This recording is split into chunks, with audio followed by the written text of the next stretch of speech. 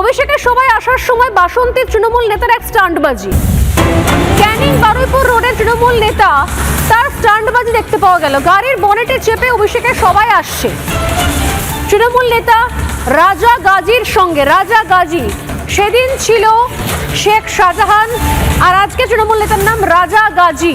তার সঙ্গে বিশাল বাইক বাহিনীও রয়েছে, বুঝুন ঠেলা।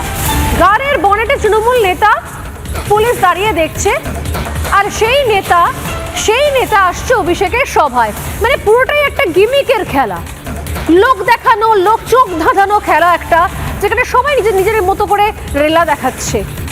বাহুবল, পেশিশক্তি, সামনে পুলিশ দাঁড়িয়ে রয়েছে। কোন অনুপ্রেরণায় বনেটে বসে যাত্রা হচ্ছে? টিএমসি নেতার সময় নিয়ম দেখছে না রাজ্যের পুলিশ। টিএমসি রাজা গাজীর সঙ্গে বিশাল বাইক বাহিনী এবং রাজা গাজীর ফাইন এখনো পর্যন্ত করেনি পুলিশ। আমি খবরটা বলছি এই কারণে, আমি যেই মুহূর্তে খবর পাবো পুলিশ রাজা গাজীকে এই স্টান্টবাজির জন্য ফাইন করেছে, সেই মুহূর্তে আমি সেই খবরও তুলে ধরবো। এখনো পর্যন্ত সেই খবর আসেনি।